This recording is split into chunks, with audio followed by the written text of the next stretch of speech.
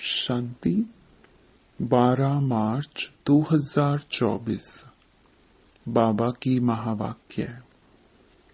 मीठे बच्चे, dead silence में जाने का अभ्यास करो।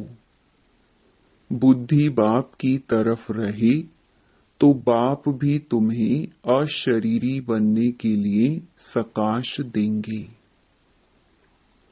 प्रश्न: तुम बच्चों को जब ज्ञान का तीसरा नेत्र मिलता है तो कौन सा साक्षात्कार हो जाता है?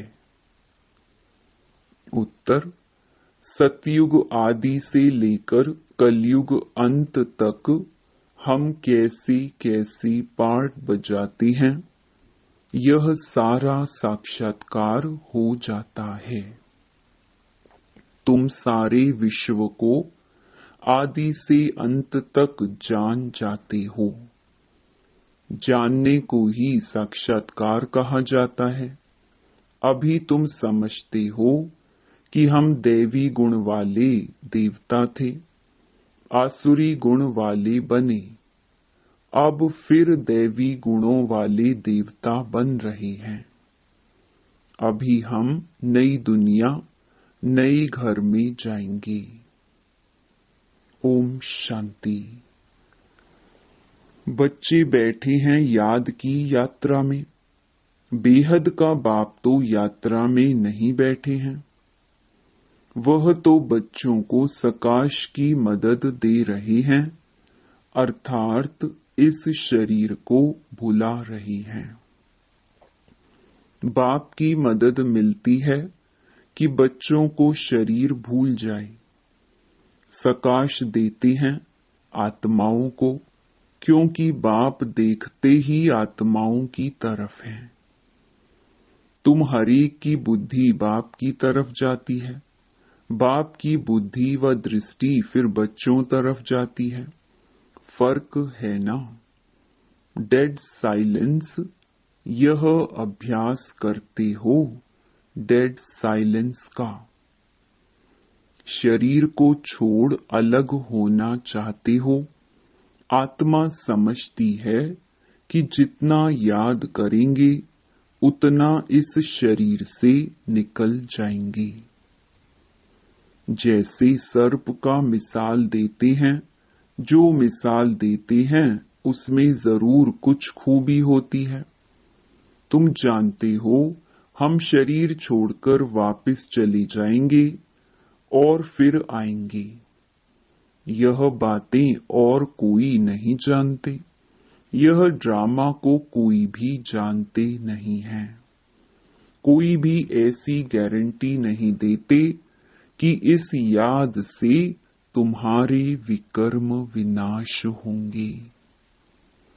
ऐसी बात कोई भी सुनाते नहीं है। तुम बच्चे जानते हो हमारी अब वापसी जर्नी है। आत्मा का बुद्धि योग उस तरफ है। अब नाटक पूरा हुआ, अब घर जाना है। बाप को ही याद करना है, वही पतित पावन है। गंगा के पानी को तो लिबरेटर और गाइड नहीं कहेंगे। एक बाप ही लिबरेटर और गाइड हो सकता है। यह भी बड़ी समझने और समझाने की बातें हैं। वह तो है ही भक्ति, उनसे कोई कल्याण नहीं हो सकता। बच्चे जानती हैं पानी तो स्नान के लिए है, पानी कभी पावन नहीं बना सकता। ऐसे भी नहीं भावना का भाड़ा मिल सकता है। भक्ति मार्ग में उनका महत्व रख दिया है। इन सब बातों को कहा जाता है अंधश्रद्धा। ऐसी श्रद्धा रखते रखते मनुष्यों को टाइटल मिल जाते हैं, अंधे की औलाद अंधे। भगवानुवाच है ना, अंधे और सज्जे कौन है ये भी तुम जानते हो। अभी सारी सृष्टि के आदि मध्य अंत को बाप द्वारा जाना है। तुम बाप को जान गए हो, इसलिए सृष्टि के आदि मध्य अंत और ड्यूरेशन को भी जान गए हो। एक एक बात पर विचार सागर मंथन कर अपना आप ही फैसला करना होता है। भक्ति और ज्ञान का कॉन्ट्रास्ट है। ज्ञान बिल्कुल ही न्यारी चीज है। यह नॉलेज नामी ग्रामी है, राजयोग की पढ़ाई है ना। बच्चों को यह भी मालूम पड़ा है, देवताएं संपूर्ण निर्विकारी थे। रचता बाप ही बैठ अपना परिचय भी देते हैं, वह है परम आत्मा। परम आत्मा को ही परमात्मा कहते हैं। अंग्रेजी में सुप्रीम सोल कहा जाता है, सोल अर्थात आत्मा। बाप की आत्मा कोई बड़ी नहीं होती है, बाप की आत्मा भी ऐसे ही है जैसे तुम बच्चों की है। ऐसे नहीं बच्चे छोटे, बाप बड़ा है, नहीं। वह सुप्रीम नॉलेजफुल बाप बहुत प्यार से बच्चों को समझाते रहते हैं। पार्ट बजाने वाली आत्मा है, जरूर शरीर धारण कर पार्ट बजाएगी। आत्मा के रहने का स्थान शांति धाम है। बच्चे जानते हैं आत्माएं ब्रह्म महतत्व में रहती हैं। जैसे हिंदुस्तान में रहने वाले अपने को हिंदू कह देते हैं, वैसे ही ब्रह्मांड में रहने वाले फिर ब्रह्म को ईश्वर समझ बैठे हैं। ड्रामा में गिरने का उपाय भी नोंधा हुआ है। वारिस तो जा ही नहीं सकते, भल कोई कितनी भी मेहनत करे। नाटक जब पूरा होता है तो सभी एक्टर्स आकर इकट्ठे होते हैं। क्रिएटर, मुख्य एक्टर भी खड़े हो जाते हैं। बच्चे जानते हैं अब यह नाटक पूरा होता है। यह बातें कोई भी साधु संत आदि जान नहीं सकते। आत्मा की यह नॉलेज कोई को नहीं है। परमात्मा बाप यहाँ एक बार आते हैं और सबको तो यहाँ पार्ट बजाना ही है।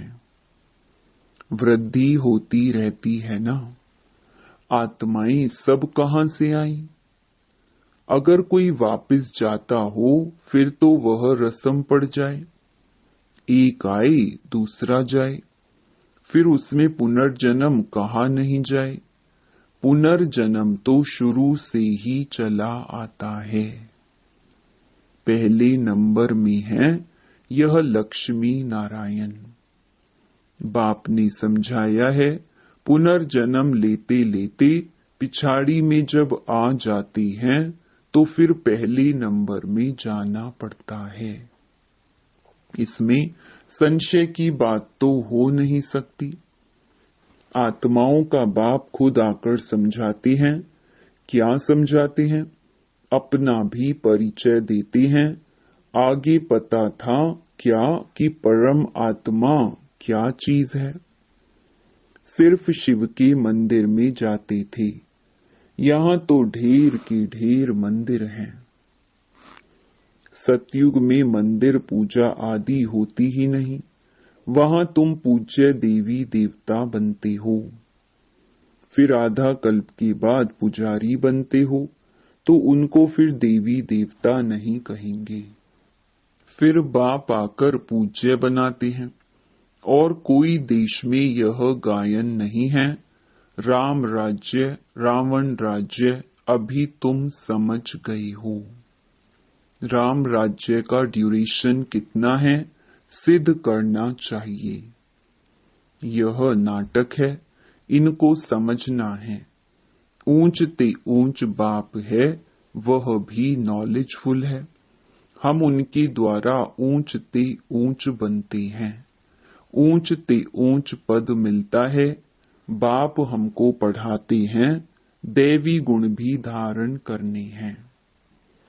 बच्चे वर्णन करते हैं, आप ऐसे हैं, हम ऐसे हैं। इस समय तुम जानते हो हमको इन जैसा संपूर्ण निर्विकारी बनना है। बाप को याद करने के सिवाय और कोई उपाय नहीं है। अगर कोई जानता हो तो बताए। ऐसे थोड़े ही कहेंगे कि ब्रह्म व तत्व निर्विकारी है। नहीं, आत्मा ही निर्विकारी बनती है। ब्रह्म व तत्व को आत्मा नहीं कहा जाता है, वह तो रहने का स्थान है। बच्चों को समझाया जाता है आत्मा में ही बुद्धि है। वह जब तमो प्रधान बन जाती है तो बेसमझ बन जाती है। समझदार और बेसमझ है ना। तुम्हारी बुद्धि कितनी स्वच्छ बनती और फिर मलेच्छ हो जाती है। तुम्हें प्योरिटी और इम्प्योरिटी के कॉन्ट्रास्ट का मालूम पड़ा है। इम्प्योर आत्मा वापस जा नहीं सकती। अब अपवित्र से पवित्र कैसे बने, उसके लिए रड़ी मारते रहते हैं। यह भी ड्रामा में नूंद है। अभी तुम जानते हो यह है संगम युग। बाप एक ही बार आते हैं ले जाने। सब तो नई दुनिया में नहीं जाते हैं। जिनका पार्ट नहीं वह शांति धाम में रहते हैं, इसलिए चित्रों में भी दिखाया है। बाकी और जो भी चित्र आदि हैं वह हैं भक्ति मार्ग के। यह है ज्ञान मार्ग के, जिससे समझाया जाता है सृष्टि का चक्र कैसे फिरता है, हम कैसे नीचे उतरते हैं। 14 कला से 12 कला होती है। अभी फिर कोई कला नहीं रही है। नंबरवार तो है ना। एक्टर भी नंबरवार होते हैं। कोई का पगार 1000, 1500, कोई का 100। कितना फर्क हो गया। पढ़ाई में भी कितना रात दिन का फर्क है। उस स्कूल में तो कोई नापास होता है तो फिर से पढ़ना पड़ता है। यहाँ तो फिर पढ़ने की बात ही नहीं। पद कम हो पड़ता है, फिर कभी पढ़ाई होगी ही नहीं। एक बार ही पढ़ाई होती है।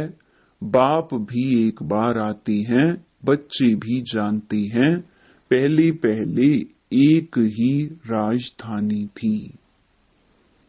यह तुम किसको भी समझाएंगे तो मानेंगे। क्रिश्चियन लोग साइंस में भी बहुत तीखे हैं और सब उन्हों से ही सीखे हैं। उन्हों की ना तो इतनी पारस बुद्धि न पत्थर बुद्धि होती है। इस समय उन्हों की बुद्धि कमाल कर रही है। साइंस का प्रचार सारा इन क्रिश्चियन से निकला है। वो भी सुख के लिए ही है। तुम जानते हो इस पुरानी दुनिया का विनाश तो होना ही है। फिर तुम शांति धाम सुख धाम में चली जाएंगी। नहीं तो इतनी सब मनुष्य आत्माएं वापिस घर कैसे जाएं? साइंस से विनाश हो जाएगा। सब आत्माएं शरीर छोड़कर घर चली जाएंगी। इस विनाश में मुक्ति अंदर मर्ज है। आधा कल्प मुक्ति के लिए ही मेहनत करते आई है ना। तो साइंस और कैलेमिटीज, जिसको कुदरती आपदाएं कहते हैं, यह भी होनी चाहिए। समझना चाहिए यह लड़ाई निमित्त बनती है मुक्ति धाम में ले जाने के लिए। इतने सबको मुक्ति धाम में जाना है। तुमने भल कितनी भी मेहनत की, गुरु किए, हठ योग सीखे, कोई भी मुक्ति धाम जा ना सके। इतने साइंस के गोले आदि तैयार हुए हैं। समझना चाहिए विनाश जरूर होगा। नई दुनिया में तो जरूर बहुत थोड़े होंगे, बाकी सब मुक्ति धाम में चले जाएंगे। जीवन मुक्ति में तो पढ़ाई की ताकत से आते हैं।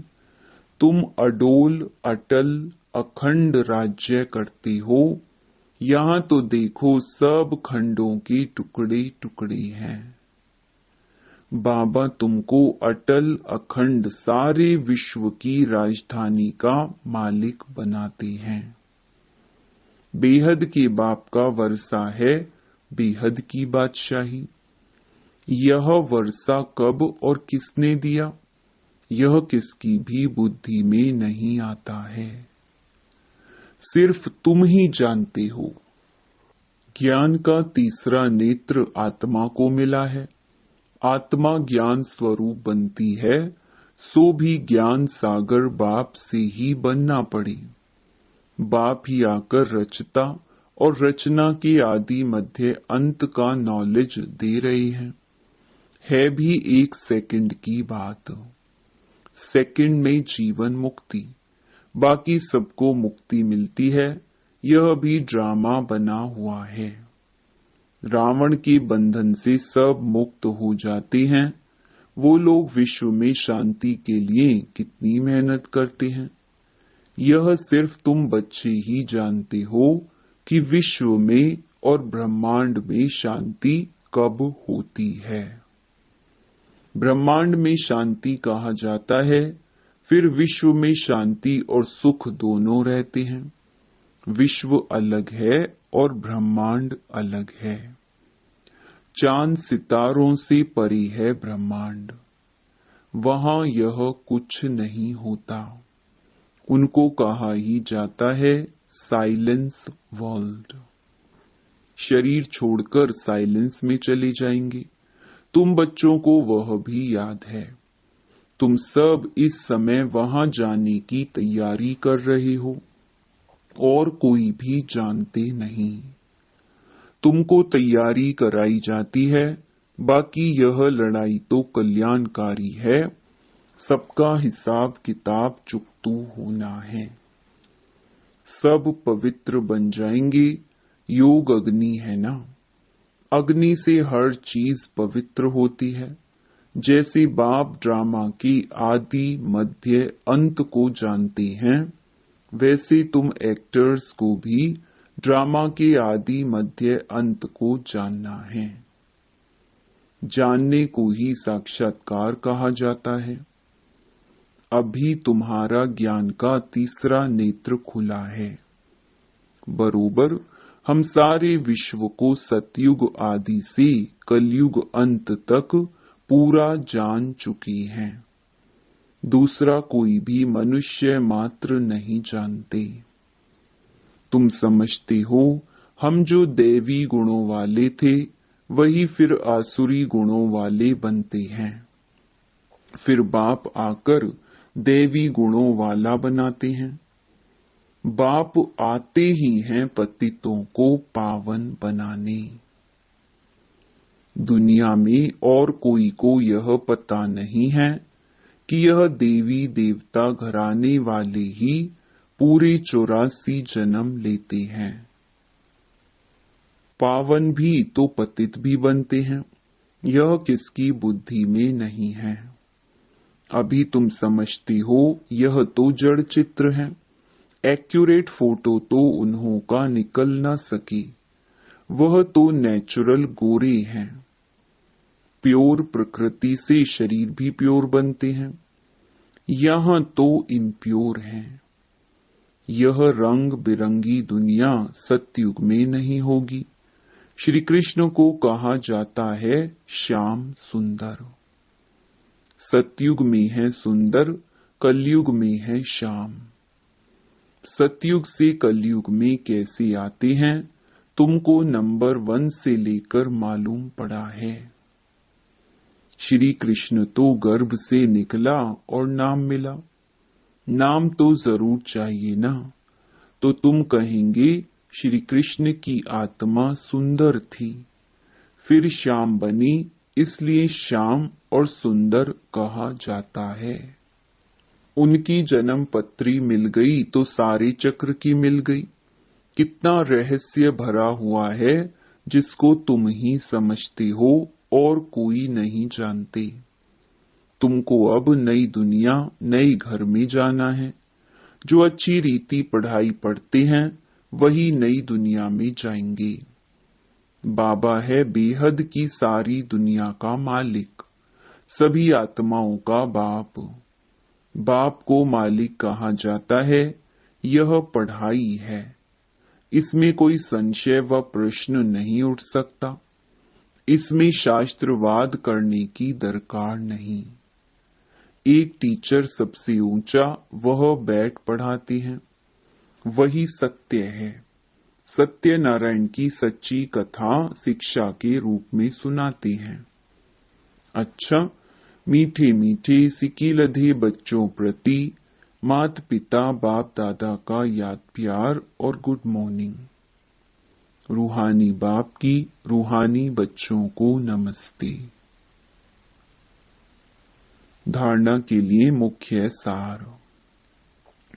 पहला, अपने सब हिसाब किताब चुकतू कर साइलेंस वर्ल्ड में जाने की तैयारी करनी है।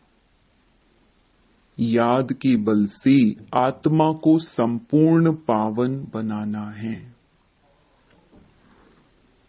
दूसरा, ज्ञान सागर के ज्ञान को स्वरूप में लाना है। विचार सागर मंथन कर अपना फैसला आपे ही करना है। जीवन मुक्ति में श्रेष्ठ पद प्राप्त करने के लिए दैवी गुण धारण करने हैं। वरदान, बाप के साथ रहते रहते उनके समान बनने वाले सर्व आकर्षणों के प्रभाव से मुक्त भव। जहां बाप की याद है अर्थात बाप का साथ है, वहां बॉडी कॉन्शियस की उत्पत्ति हो नहीं सकती। बाप के साथ व पास रहने वाले दुनिया के विकारी वाइब्रेशन अथवा आकर्षण के प्रभाव से दूर हो जाते हैं। ऐसे साथ रहने वाले साथ रहते रहते बाप समान बन जाते हैं। जैसे बाप ऊंचे ते ऊंचा है, ऐसे बच्चों की स्थिति भी ऊंची बन जाती है। नीचे की कोई भी बातें उन पर प्रभाव डाल नहीं सकती। स्लोगन, मन और बुद्धि कंट्रोल में हो तो अशरीरी बनना सहज हो जाएगा।